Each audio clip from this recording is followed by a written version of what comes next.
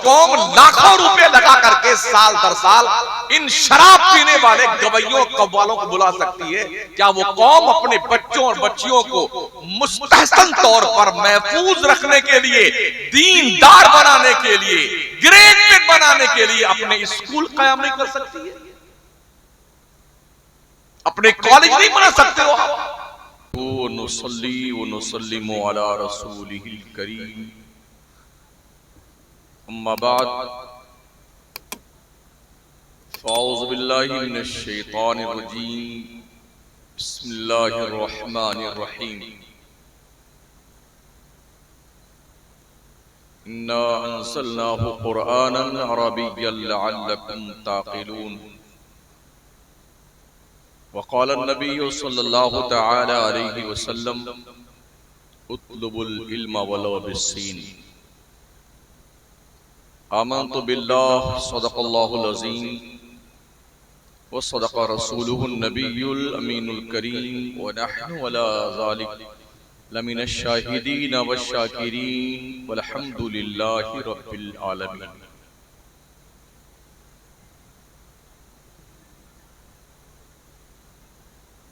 मेंबरे नूर पे रौनक अफरोज उलमाए ज़वील एहतराम,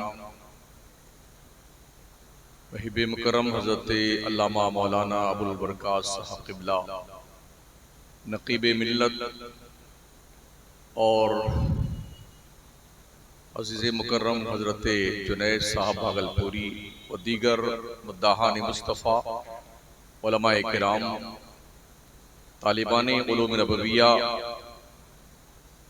अइम्मे मसाजिद अहले सुन्नत, हाज़रीन बज़्म, पहली बार अल्लाह करीम ने आपके इस इलाके में आपसे कुछ कहने और सुनने का मौका अता फरमाया है।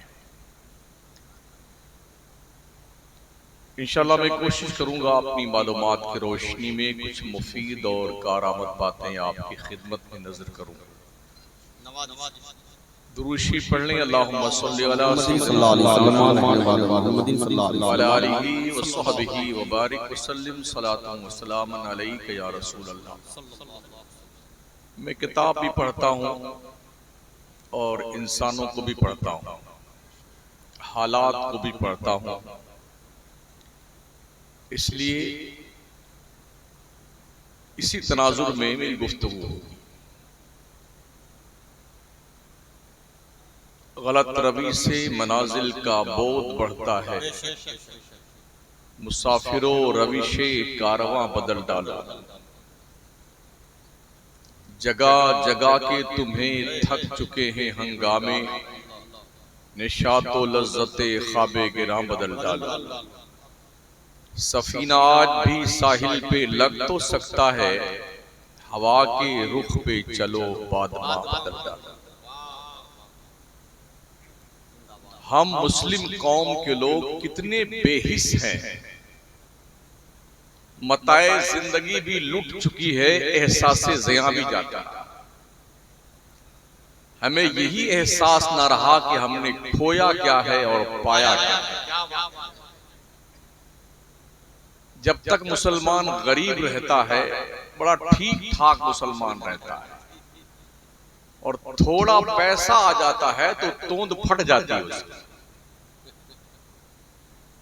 पहले दीनदार था, अब दुनियादार हो गया। हम भी बड़े बड़े शहरों में रहे हैं और देखा है, साल 6 महीना लोग वहां कमाते हैं और फिर जब लौट के घर पे आते हैं तो किसी नवाब वाजिद अली से कम नहीं होते।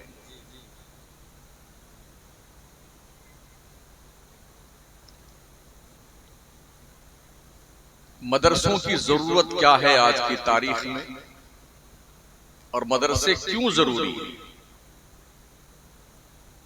अगर हमने आंख नहीं खोली और दुनिया के अंदर चलने वाली तूफान बलाखेज हवाओं का जायजा न लिया तो वो दिन दूर नहीं कि बकौले डॉक्टर इकबाल न संभलोगे तो मिट जाओगे हिंदी मुसलमानों, तुम्हारी दास्तां तक भी न होगी दास्तां। आज की तारीख में पूरे मुल्क के हिंदुस्तान में हमारी जो कंडीशन है वो किसी से छुपी हुई नहीं है।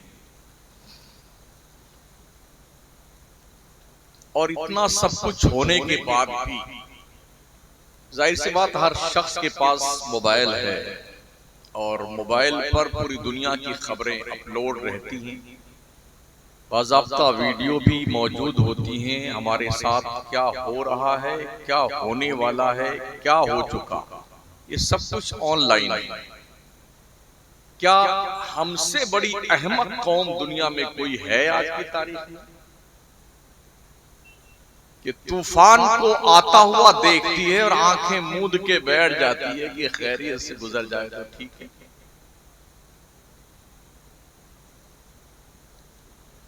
हमारी बुद्धि तो भ्रष्ट नहीं हुई ना, अभी दिमाग काम कर रहा है, अकल दी है रब ने कुछ सोचने के लिए, गौर करने के लिए, फिक्र करने के लिए।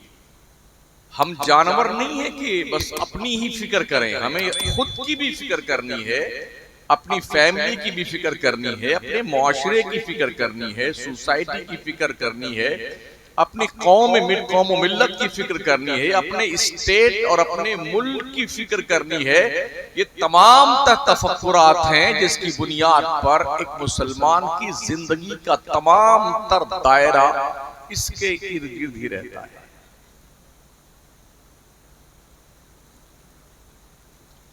जब मरेंगे ना वो तो कव्वाल ही जनाजा पढ़ाने आएगा। हाँ बोल देना, ढोल लेके आजा बेटे, कव्वाली करने वाला मर गया फलाना। ये शराबी कबाबी कव्वाल होते हैं ना, बेशरम, बेहया, बेनमाजी, बेगैरत। जिस कौम के अंदर नाचने गाने का और कव्वाली ढोल बाजे का शौक पैदा हो जाए ना, वो कौम दुनिया के नक्शे पे जलील हो जाती है। बताया, जिस भी हुकूमत के जवाल की तारीख आप पढ़ेंगे, हर हुकूमत के जवाल की तारीख आपको ये इंफॉर्मेशन देगी कि हर तख्त पर बैठने वाले मुस्लिम बादशाह के तख्त के चारों पाए नाचने गाने, ढोल बाजे और मुजरा करने वालियों के दलदल में डूबे हुए हैं। 800 साल तक अखंड भारत पर हुकूमत करने वाली कौम मुस्लिम का ये हाल कभी नहीं था जो आज है। मौजूदा हिंदुस्तान, पाकिस्तान, बांग्लादेश, श्रीलंका, बर्मा, श्यामा, रंगून और अफगानिस्तान की सरहद तक जिस कौम ने 800 साल बिला शिरकत गैर हुकूमत की है, उस कौम का मुकद्दर का सितारा इतनी आसानी से क्यों डूब गया? कभी गौर किया इस पे आपने? बहादुर शाह इस जमाने में आखिरी बादशाह के तौर पर दिल्ली में बादशाह थे सल्तनत मुगलिया के। तो पूरी दिल्ली में सिर्फ मुशायरे होते थे, हर गली में। पूरी रात हमारी कौम सिर्फ मुशायरा सुनती थी और या मुबाहसा और मुनाजरा होता था। वाह वाह, दोबारा इरशाद, तिबारा इरशाद, ये होता था। अंग्रेजों की फौज जब दिल्ली के सरहद पे दस्तक दे रही थी तब भी वहां मुशायरा हो रहा था। वो रात जो कयामत की रात साबित हुई था ना, थी वो रात भी मुशायरे में सरगर्म थे बहादुर शाह जफर भी और सारे उनके अमला के लोग भी। फिर उसके बाद अंग्रेजों की फौज ने वो शबखून मारा कि सोते हुए लोगों को गिरफ्तार करके पाबंदे सलासिल करने के बाद उनके गर्दनों को, उनके सर को उनके वजूद से उतार के साइड में कर दिया। बहादुर शाह जफर के 2 लड़के थे, उनकी मुंडी काट करके थाली में रखकर एक कपड़े से ढक दिया। जब भूख बहुत तेज लगी बहादुर शाह जफर को, तो अंग्रेजों की तरफ से वही दोनों सर जो कपड़े से ढके हुए थे बहादुर शाह जफर के दरबार में पेश किए गए। तनाउल फरमाइए, नाश्ता कर लीजिए। जब कपड़ा हटाया तो उसके दोनों बेटों के सर कटे हुए तश्त में रखे हुए थे। जिस कौम की सोच मर जाए और ये जान न सके कि हमारा माजी क्या है, हमारा हाल क्या है, आने वाला कल हमारे लिए कौन सा पैगाम लेके आ रहा है, वो कौम यकीनन मारी जाती है और मर जाती है। हम कहीं ना कहीं आज की तारीख में इसी मोड़ पे खड़े हुए हैं।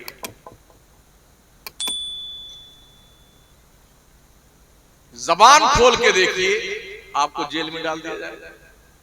जी।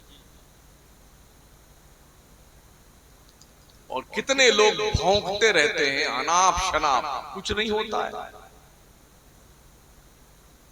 हमारे इसी मुल्क में हो रहा है। हम इस देश के बहुत ही शांति प्रिय लोग हैं मुसलमान, अमन और शांति के प्रतीक हैं मुसलमान। बावजूद इसके हमारी जिंदगी अजीर्ण बनाई जाती है।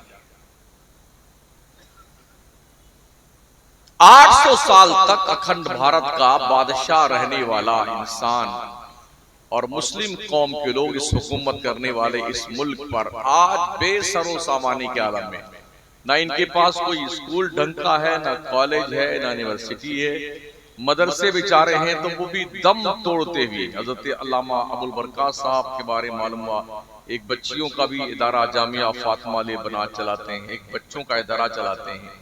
इस दौर में मदरसे चलाना कितना मुश्किल काम है ये वही जानता है जो मदरसा चलाता है।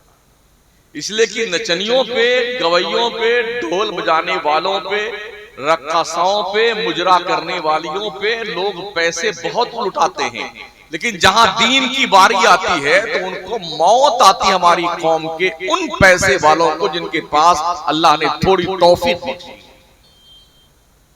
मरने लगता था, अरे जी धंधा नहीं चल रहा है, बड़ी गरीबी है, बड़ी मुफलिसी है। 20 साल तक मैंने मदनपुरा में अरब मस्जिद के गेट पर मुहर्रम में तकरीर लगातार की। आसपास में जितनी भी बड़े बड़े झोपड़ी पट्टियां हैं ना, माशाल्लाह हमारे बिहार के, झारखंड के, कुछ यूपी के लोग सब भरे रहते हैं, उसमें कमाते खाते हैं। और फिर जब आते हैं ना, या तो मुहर्रम करने आएंगे कि ढोल बजाएंगे कम से कम 10 दिन, ताजिया बाबा निकालेंगे, हुल्लड़बाजी करेंगे, नगाड़ा बजाएंगे, छुट्टी लेकर के, सेंट का नुकसान करके सिर्फ ढोल बजाने आता अपने बिहार में और यूपी में। ऐसी पगलाई हुई कौम का कोई इलाज है दुनिया में?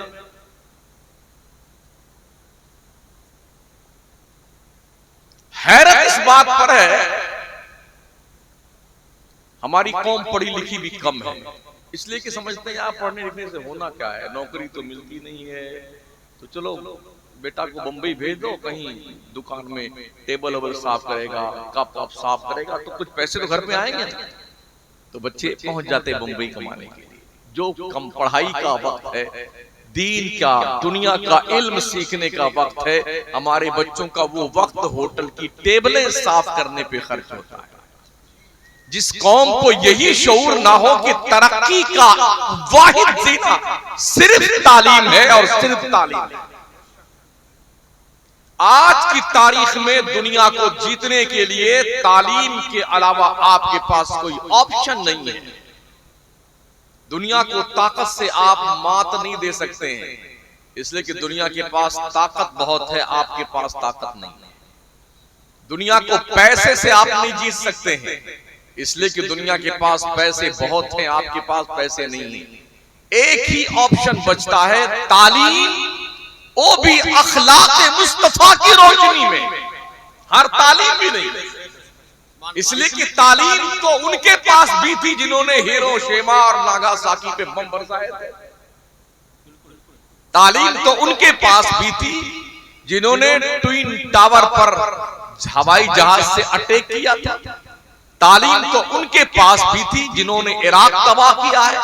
तालीम उनके पास भी थी जिन्होंने अफगानिस्तान तबाह किया है। तालीम उनके पास थी जो मुल्क के शाम में तांडव मचाए हुए हैं। वजह क्या है? तालीम है, फिर भी जंगली जानवर लोग बने हैं। जबकि तालीम का बुनियादी मकसद ये है कि इंसान को इंसानियत का पाठ पढ़ाया जाए। ये कब मुमकिन होगा? जब तालीम को अखलाके मुस्तफा का रूप धारण करके हासिल किया जाए, तो वो तालीम रहमत का छत्र छाया बन करके लोगों पे साया फकद होती है। इल्म हासिल कीजिए अखलाके मुस्तफा की रोशनी में। जब अखलाक का रूप धारण करके इल्म हासिल करेंगे, तो एक मोइनुद्दीन चिश्ती अजमेर में बैठ करके 90 लाख कुफ्र के दिलों को कलमे की रोशनी में बढ़िया तो सही है। सोचिए तो आपके बाप दादा कहां थे? वो अंधेरे में रहे थे जो कदम राह पे थे। रोशनी लाई है मंजिल से बहुत दूर हमें। जब गरीब थे तो ठोस सुन्नी थे, गरीब थे तो बहुत अच्छा काम करते थे, गरीब थे तो इंसानियत थी। पैसे आ गए तो जिन्नात बन गए, चुड़ैल बन गए, भूत बन गए, पगला गए। अब हम अपने शौक निकालते, शौक अपनी जिंदगी का अरमान पूरा करते हैं। दुनिया अपने अरमान पूरा करने में लगी हुई है और आप अपने अरमान पूरा कर रहे हैं। तकरीबन 22 से 23 हजार मुसलमान बच्चे, मर्द, औरत, बूढ़े फिलिस्तीन में बगैर गुनाह के कत्ल कर दिए गए। कुछ एहसास है आप? मुल्क शाम के तकरीबन 10 लाख बच्चे तुर्की में यतीम बच्चे परवान चढ़ रहे हैं, जिनको पता नहीं कि हमारे बाप और माँ को क्यों मार डाला है, जो माँ और बाप के प्यार से महरूम कर दिए गए। अफगानिस्तान की मुल्क की तबाही करने वाले लोगों ने क्यों तबाह किया उस मुल्क को? सिर्फ इसलिए कि वो मुसलमान थे। हमारे लिए इतने सारे ऑप्शन दुनिया ने खोल रखे हैं, बेहयाई के, बेशर्मी के, छोटे छोटे कपड़े पहनने के, टॉपर पहनवाने के। हमारी कौम की छोटी छोटी बच्चियां छोटा छोटा फ्रॉक पहनती हैं, माए बहनें पहनाती हैं, फटी फटी पैंटे पहनाती हैं, फटे फटे बुशर्ट पहनाती हैं, हाँ, और डिजाइनदार बाल कटवाती है। अभी तो बच्ची है, आगे चल के सब ठीक हो जाएगा। आगे चल के कुछ मियाँ जी ठीक नहीं होने वाला, यहीं से नाक कटेगी और पूरे गांव में नक कटवा बन जाएंगे। आज से सुधारिए अपनी औलाद को, और उस सुधारने के लिए सबसे बेहतर रास्ता है जामिया फातिमा लिल बनात जैसे इदारे कायम किए जाएं, और जहां पर कायम है उनको उरूज बख्शा जाए। आधी रोटी खाओ और बच्चों को पढ़ाओ। वो कौमें कितनी होशियार और चालाक हैं जो अपनी नस्लों को पढ़ाने के लिए हर जतन करती हैं। हिंदुस्तान में रह करके उनके बच्चे Germany, Canada, Holland, America, Britannia, इन मकामात पे पढ़ते हैं। लोग पेट पे पत्थर बांध के बच्चों को पढ़ाते हैं, और हम क्या करते हैं? सुबह को तीतर चाहिए खाने के लिए, दोपहर में बटेर चाहिए, शाम को मछली चाहिए, फिर शहरी के वक्त होते होते मुर्गा की फ्राई चाहिए, चिकन चिल्ली चाहिए, क्रिस्पीस चाहिए। भाई साहब, ये टंकी है कोई ख्वाजा की देग है? क्या क्या भरोगे इसमें? मरारा के सादात ने फरमाया ना, आधी रोटी खाओ, बच्चों को पढ़ाओ। तालीम ही जाहिलों को इंसान बनाती है, तालीम ही इंसान को औजे सुरैया पे ले जाती है।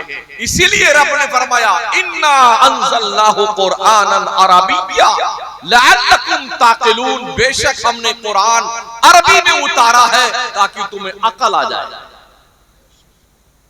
पढ़िए कुरान ताकि अकलमंद बन जाओ, पढ़िए कुरान ताकि दुनिया तुम्हारी मुत्तबे बन जाए, ताबे फरमान बन जाए। जब तक हम कुरान पढ़ते थे, दुनिया हमारे पीछे पीछे चलती थी। आज के 600 साल पहले चले जाए पीछे ना, पूरी दुनिया में अंधेरा था। इल्म किसी के पास था तो मुसलमानों के पास था। हमारे बच्चे, अरे क्या आइंस्टाइन कितना माइंडेड था यार, ओ गैलीलियो भी कितना दिमाग वाला साइंसदान था, और जी वो न्यूटन कितना दिमाग वाला था। महोदय जी, ये वो साइंटिस्ट हैं जिन्होंने मुसलमानों के दस्तरखान पे पड़े हुए लुकमे खा करके इल्म हासिल किया है। कहां बैठे हैं? हमारा बच्चा नहीं जानता है अल-बैरूनी कौन था, इब्न सीना कौन था, खवारज़मी कौन था, इब्न रशद कौन था, माजी करीब का कलंदरे वक्त इमाम अहमद रजा कौन था, जिसने चटाई पर बैठ करके सिर्फ बरेली में बैठकर तन्हा 156 इल्मो फन पर किताब लिखी है। सुभान अल्लाह। दुनिया का कोई साइंसदान अल्लाह के इज्जत की कसम इमाम अहमद रजा के पासंग को नहीं पहुंच सकता। पढ़ा उन्होंने। हमारे बच्चे पढ़ते कहां हैं? गोली खेलते हैं, मुर्गा लड़ाते हैं, तीतर लड़ाते हैं, शौक और गाली बता तो कुत्ते लड़ाते हैं, भैंस चराएंगे।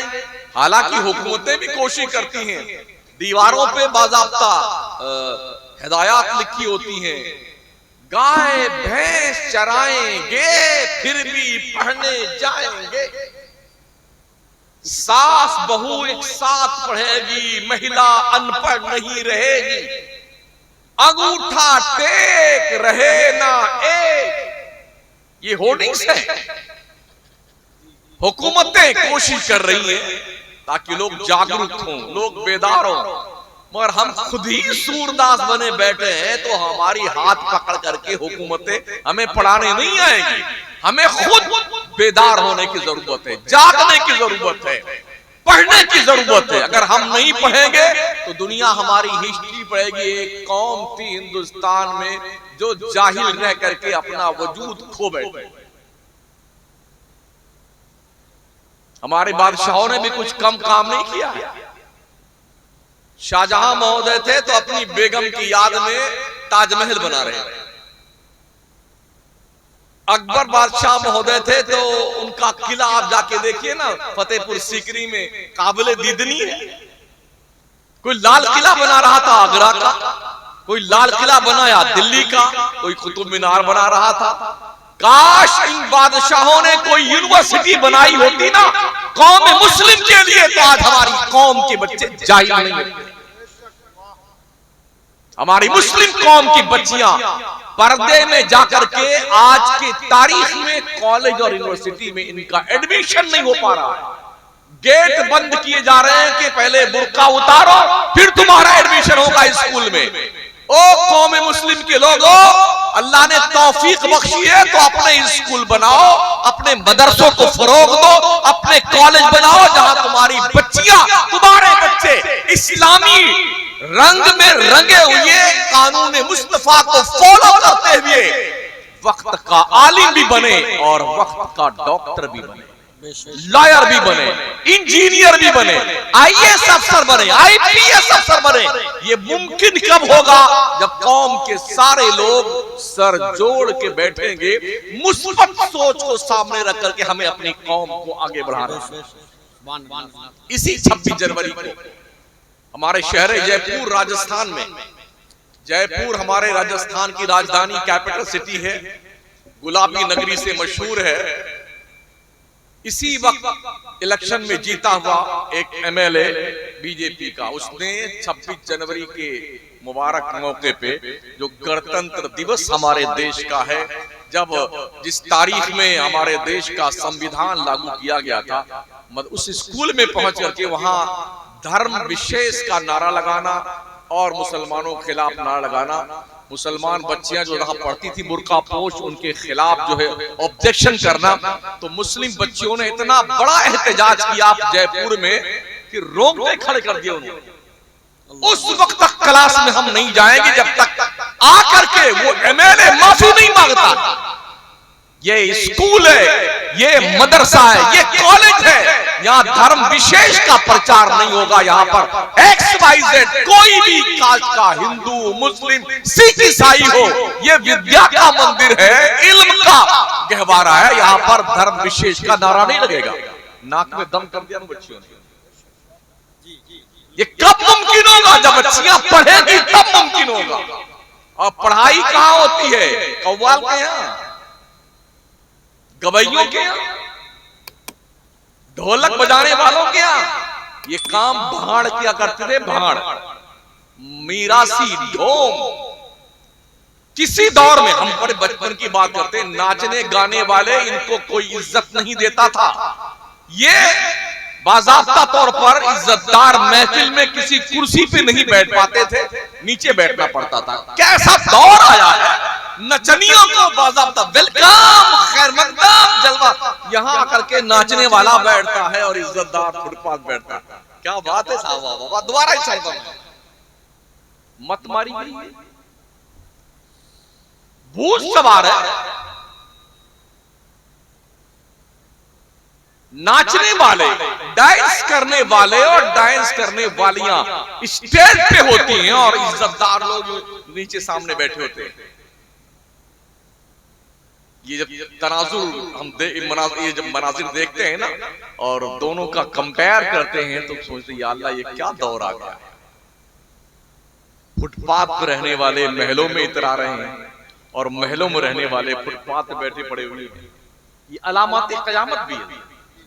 मेरे हुजूर इस्लाम ने फरमाया था क़यामत की निशानियों में से ये भी एक निशानी है, जो मंगते एकदम कल्लाश भिखमंगे हैं, क़यामत जब करीब होगी तो महलों में इतर आएंगे, गाड़ियों में घूमेंगे, और जो लोग इज्जतदार होंगे लोग उन्हें जलील तसव्वुर करेंगे और उनकी कोई वैल्यू नहीं होगी। क्या नहीं लगता है आपको कि हम उसी दौर से गुजर रहे हैं? नबी रहमत ने फरमाया था इल्म हासिल करो, चाहे तुम्हें चीन तक जाना पड़े, चीन तक। इतना लंबा सफर मदीने से चीन का है, वहां तक जाके इल्म हासिल करने का नबी ने हमें और आपको पैगाम दिया है। आपके गांव में, आपके इलाके में, आपके शहर में, आपके कस्बे में इल्म और फजल के इदारे कायम हैं, मदरसे कायम हैं, स्कूल कायम है। बच्चों को क्यों नहीं पढ़ाते? बच्चियों को क्यों नहीं पढ़ाते? गवैये बनाना चाहते हैं?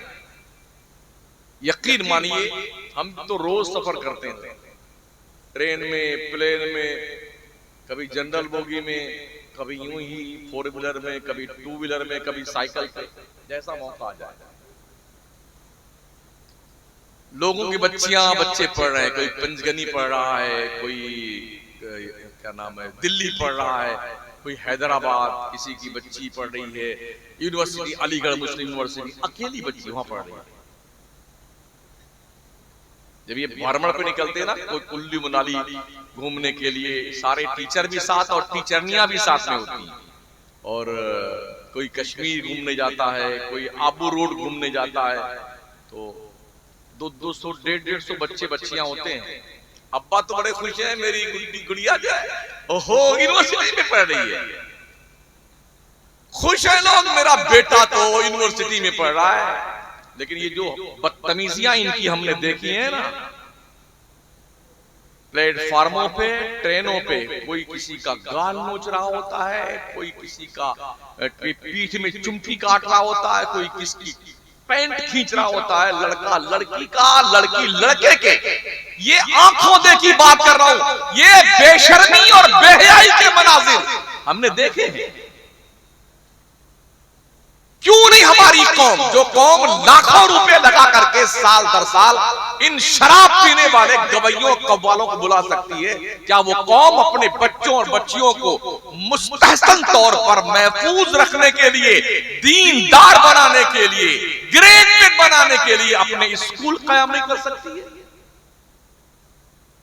अपने कॉलेज नहीं बना सकते हो आप?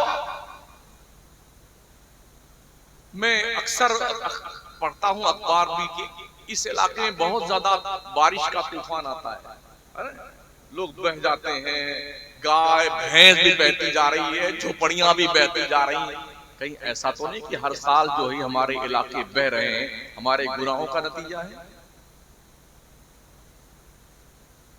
हमारे गुनाहों का खमियाजा हमें भुगतना पड़ रहा है।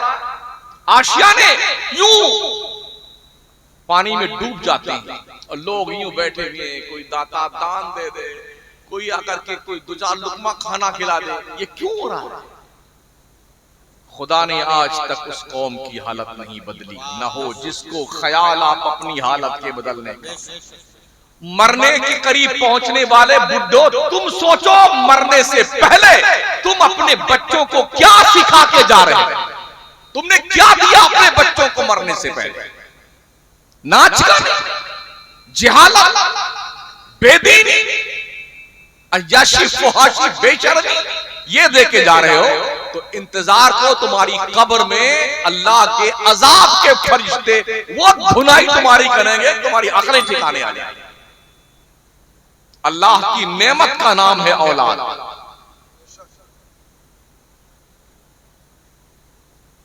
अल्लाह तबारक व तआला ने माल और औलाद दिया है ना, इसको दुनिया की जिंदगी की जीनत करा दिया। अलमाल वल बनून जीनतुल हयातिद दुनिया। माल और औलाद ये दुनिया की जिंदगी की जीनत है। अब दुनिया की जिंदगी की जो जीनत अल्लाह ने आपको दी है माल की शक्ल में, औलाद की शक्ल में, इस जीनत को बना संवार कर बचा कर रखने की जिम्मेदारी आपकी है। ये भी रब ने फरमाया वअलमू अन्नमा अमवालुकुम व औलादुकुम फितना। जान लो तुम्हारा माल, तुम्हारी औलाद तुम्हारी आजमाइश का जरिया है। अल्लाह कभी माल दे के आजमाता है बंदे को और कभी माल लेके आजमाता है। कभी औलाद दे के आजमाता है बंदों को, कभी औलाद लेके आजमाता है। वो देखता है मेरा बंदा औलाद के वापस ले लेने पर क्या कहता है। अगर वो ये कहे इन्ना लिल्लाहि व इन्ना इलैहि राजिऊन, हम अल्लाह के लिए हमें पलट के अल्लाह की तरफ जाना, और उसने सब्र किया ना तो अल्लाह उसका बेहतरीन अजर अता फरमाता है। और अगर बंदा कोई किसी बच्चे के इंतकाल कर जाने पे गला फाड़े, चिल्ला चिल्ला के रोए, माँ बहनें अपने बाल नोचे, तो ये बेसब्री का मुजाहरा करने वाले गुनाहों के हकदार बनते हैं। क्या ख्याल है आपका? अगर कोई चीज आपको मंगनी में दे दी जाए कि भाई ये हमने दिया आपको और जब हम वापस मांगेंगे तो हमें आप वापस कर दीजिएगा, 2-5 साल के बाद देने वाले ने आपका अपना सामान मांग लिया, तलब कर लिया, तो आपकी जिम्मेदारी क्या बनती है? शराफत के साथ खुशी खुशी उसका सामान वापस कर दो। इसी भलाई ना औलाद रब ने दी है। हर शख्स की उम्र लिमिटेड है, बताई हुई। अल्लाह के इल्म में मुतय्यन किसे कितने दिन जिंदा रहना है, रब ने इनाम दिया, तोहफा दिया। चाहे 1 दिन के बाद ले ले, 1 साल के बाद ले ले, 10 साल के बाद ले ले। शादी करने जा रहा था, अभी पहुंचा नहीं, निकाह नहीं, वो उससे पहले ले लिया। शादी करके बेगम को लेके आ रहा था, अपने घर नहीं पहुंचा, वहां ले लिया जिंदगी उसकी। तो हमारी जिम्मेदारी क्या बनती है? हम यही पढ़े इन्ना लिल्लाहि, हम अल्लाह के लिए, हमें बेशक पलट के अल्लाह तक जाना है। अल्लाह ने दिया था, अमानत उसकी थी, उसने वापस ले ली। ऐसे ही किसी को अल्लाह दौलत दे तो अल्लाह का शुक्र अदा करो, अल्लाह ये तेरी अमानत। और उसने कहा है वअनफिकू मिम्मा रज़क़नाकुम मिन क़ब्ल अन यातिया अहदकुमुल मौत फयक़ूल रब्बी लौला अख़रतनी इला अजलिन क़रीब फ़अस्सद्दक़ व अकुम मिनस सालिहीन। अल्लाह कहता मेरे बंदो, मेरी दी हुई रोजी में से मेरे रास्ते में कुछ खर्च भी किया करो, कुछ मदरसे में दे दिया करो, कुछ मस्जिद में दे दिया करो, तुम्हारे पड़ोस में कोई गरीब है हकदार है उसे दे दिया करो, तुम्हारा भाई कोई परेशान है उसे दे दिया करो, और कहीं रफाही काम हो रहा है उसमें कुछ दे दिया करो, पड़ोसियों के काम आ जाया करो। अल्लाह कहता है मेरी दी हुई रोजी है, तुम्हारे बाप ने नहीं दिया। अल्लाह कहता मैंने दिया तुम्हें, मेरे रास्ते में खर्च कर। कैसे? क़ब्ल अन यातिया अहदकुमुल मौत, इससे पहले कि तेरे को मौत आ जाए खर्च कर दे सीधे शराफत के साथ अल्लाह की राह में। और जब मौत आती है ना, अब मौत को देखने के बाद वो अच्छे अच्छे के पिजामे खराब हो जाते हैं। हमने देखा है जब मलकुल मौत का चेहरा देखता है ना इंसान, तो क्या कहता? अल्लाह से पूछो, फयक़ूल रब्बी लौला अख़रतनी इला अजलिन क़रीब। अल्लाह मौत को थोड़ी देर के लिए रोक दे, अभी थोड़ी देर के लिए रोक दे। क्यों? फ़अस्सद्दक़ व अकुम मिनस सालिहीन, ताकि मैं तेरे रास्ते में सदका कर दूं, खैरात कर दूं, हम इमदाद कर दूं, लोगों की मदद कर दूं, नेक बन जाऊं, परहेजगार बन जाऊं।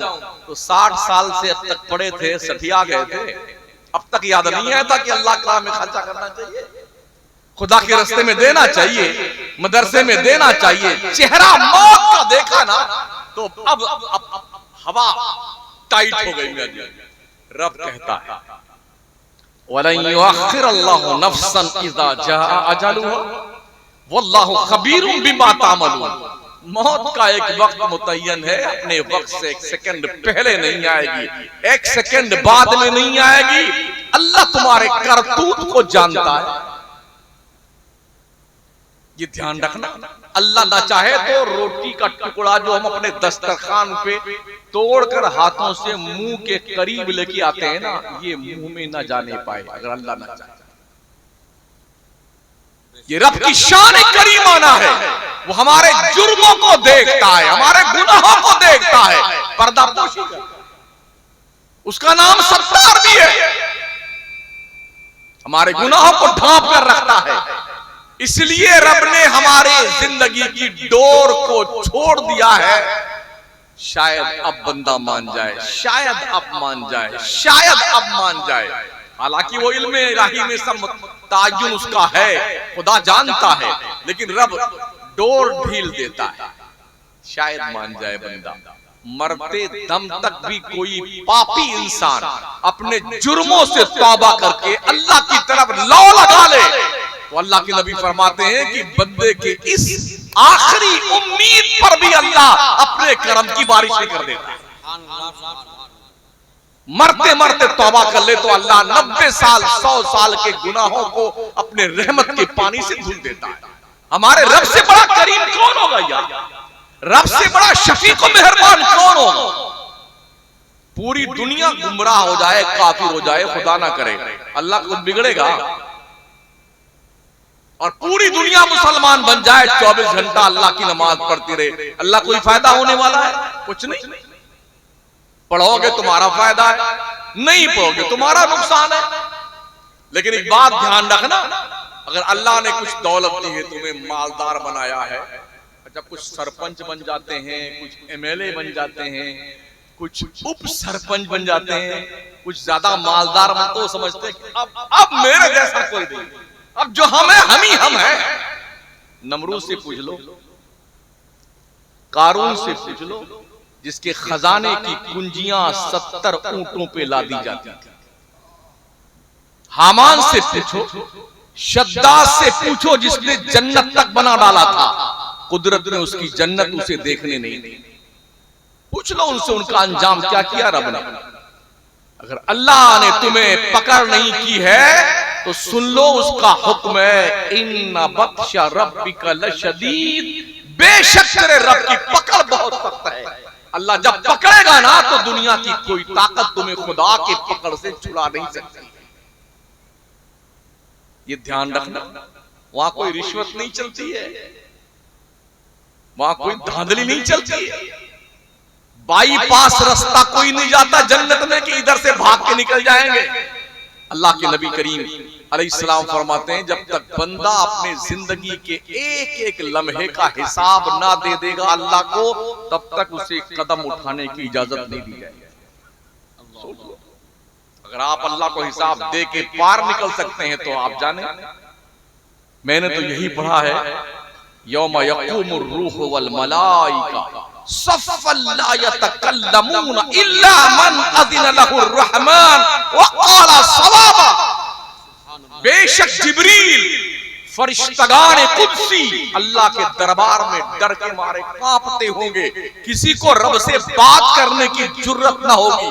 बात वही करेगा जिसे रब ने परमिशन दे रखी होगी, वो मेरे मुस्तफा की जात की सेवा करेगा। सुभान अल्लाह, अल्लाह से बात कौन कर सकता है? यही तो कहा था। उठाइए ना वो हदीस शरीफ जो सहाय सित्ता में मौजूद है। हश्र के दिन सारी उम्मत जब देखेगी कि अल्लाह बहुत नाराज है तो फैसला करेंगे क्या किया जाए। तो सब मिलजुल करके हजरत आदम के पास जाएंगे। अब्बा बहुत मुश्किल घड़ी आई है, अल्लाह बहुत नाराज है, आप हमारे अब्बा हैं, हम आपके बेटे हैं, अब्बा हुजूर आज कुछ सिफारिश कर दो अल्लाह की जनाब में। हजरत आदम जानते हो क्या कहेंगे? मुझसे भी एक लग़ज़िश पैगंबराना हो गई थी। अल्लाह ने कहा था फला दरख्त के करीब मत जाना जन्नत में, और मैंने खा लिया था उसमें, तो मुझे भी आज मैं भी अल्लाह की जनाब में कुछ नहीं कह सकता। इज़हबू इला गैरी, किसी और के पास जाओ, मैं तुम्हारे काम नहीं आता। वो सब दूसरे के पास जाएंगे, तीसरे के पास, चौथे के पास। कमो बेश 1,24,000 नबियों और रसूलों तक ये पूरी उम्मत जाएगी। हजरत आप कुछ कर दीजिए, हजरत आप और सब हजरत का एक का जवाब होगा, इज़हबू इला गैरी, इज़हबू इला गैरी, किसी और के पास जाओ, किसी और के पास जाओ। इमाम अहले सुन्नत फरमाते मगर एक जुबान ऐसी होगी जो ये कह रही होगी और नबी कहेंगे इज़हबू इला गैरी, मेरे हुजूर के लब पर अना लहा। सबसे आखिर में हजरत ईसा के पास लोग जाएंगे, कहेंगे अल्लाह के नबी, बिन बाप के बेटे, कंवारी मरियम के शहजादे, रूहुल्लाह, कलेमतुल्लाह, अल्लाह के नबी आज हमारी मदद कर दीजिए, कोई नहीं सुन रहा हमारा, अल्लाह बहुत नाराज है। हजरत ईसा कहेंगे मैं भी कुछ नहीं कर सकता, मगर मैं ये बताऊंगा जहां तुम्हारी सुनी जाएगी। कहां से, जल्दी बताइए कहां सुनी जाएगी? 1,24,000 दरवाजे पे जो लोग जा जा करके और मायूस आ चुके हो और उम्मीद की कोई किरण नमूदार हो तो आदमी कितना खुश। और हजरत जल्दी बताइए, इतने में सरकार तशरीफ ला रही है। हजरत ईसा क्या कहेंगे? वो हस्ती जो आ रही ना, वो आज अगर अल्लाह किसी की जबान का खुतबा सुनेगा तो वो आने वाला है। मेरे आला हज़रत सरकार फरमाते हैं लो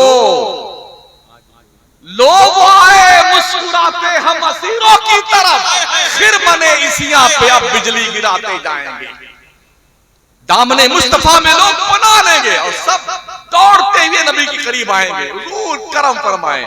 मेरे आका कहेंगे अना लहा, अना लहा, आओ आओ मेरे उम्मत के लोगों, आओ मुझे चाहे नहीं मानने वालों, मैं इसी काम के लिए हूं, तुम्हारी बख्शिश करवाने के लिए हूं। फिर जानते हो क्या होगा? मेरे मुस्तफा अल्लाह के दरबारे करम में सजदा रेज होंगे, सर को सजदे में रखेंगे। ऐसा सजदा किसी ने कभी भी नहीं किया होगा जैसा सजदा हश्र में मेरे मुस्तफा करेंगे। तो रब क्या कहेगा? इरफा रासका या मोहम्मद सल तोता इश्फत शफ़ा, ए मेरे महबूब अब सजदा करने का वक्त नहीं है, सर उठा सजदे से, मांग क्या मांगता है तेरी मांग पूरी की जाएगी। शफाअत कर जिसकी तरफ तेरा इशारा होगा तेरा रब उसको जन्नत में भेजता जाएगा। हम उस पैगंबर के उम्मती हैं जिसकी शान इतनी बुलंद है, न आज तक कोई आया उस नबी जैसा, न कयामत तक कोई आया। उस मुस्तफा के उम्मती होने का शरफ हासिल है। ओ उम्मते मोहम्मदिया के लोगों, ये करम है हुजूर का, अब तक तुम बचे हुए। हमने पढ़ा है अहादीस में और कुरान में भी, जब किसी नबी की उम्मत ने बदमाशी करी है ना, अल्लाह का अजाब आया। अल्लाह ने मूसा की कौम पर अजाब भेजा तो उन्हें जलील बंदर बना के मारा। लूत पैगंबर की उम्मत पे अजाब भेजा अल्लाह ने तो पत्थरों की बारिश कर दी और पूरी